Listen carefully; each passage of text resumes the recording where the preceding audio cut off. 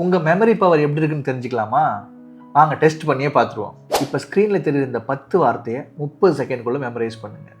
Basket, rocket, pillow, ladder, ocean, magnet, tunnel, candle, helmet and garden. இப்போ அந்த 10 வார்த்தையில் எத்தனை வார்த்தைங்களை உங்களால் அதே சீக்வன்ஸில் ரீகால் பண்ண முடியுதுன்னு செக் பண்ணி பாருங்கள். 10 out of 10 கிடச்சிதுன்னா உங்கள் மெமரி பவர் ரொம்ப சூப்பராக இருக்குது. பண்ண முடியாதவங்களுக்கு இப்போ நான் ஒரு டெக்னிக் சொல்லித்தரேன். எல்லோரும் உங்கள் பாடியை ஸ்ட்ரைட்டாக வச்சுட்டு கண்ணை மூடி நான் சொல்கிறத அப்படியே விஷுவலைஸ் பண்ணிக்கிட்டே வாங்க. கண்ணு முன்னாடி ஒரு பேஸ்கெட் இருக்குது. அந்த பேஸ்கெட்லேருந்து ஒரு ராக்கெட் கிளம்பி மேலே போகுது. அது போய் ஒரு பில்லோவை குத்துது. அந்த பில்லோக்குள்ளேருந்து ஒரு லேடர் வந்து கீழே வந்து ஓஷனில் விழுது.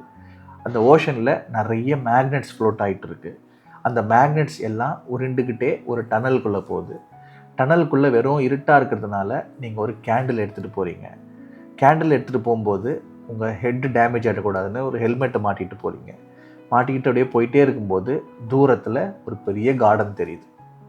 இப்போ இந்த சீக்வன்ஸை உங்கள் மனசுக்குள்ளே வச்சுக்கிட்டு இந்த வேர்ட்ஸை மட்டும் உங்களால் ரீகால் பண்ண முடியுதான்னு செக் பண்ணி பாருங்கள். இப்போது உங்களாலேயும் 10க்கு 10 வேர்ட்ஸும் ரீகால் பண்ண முடியும்.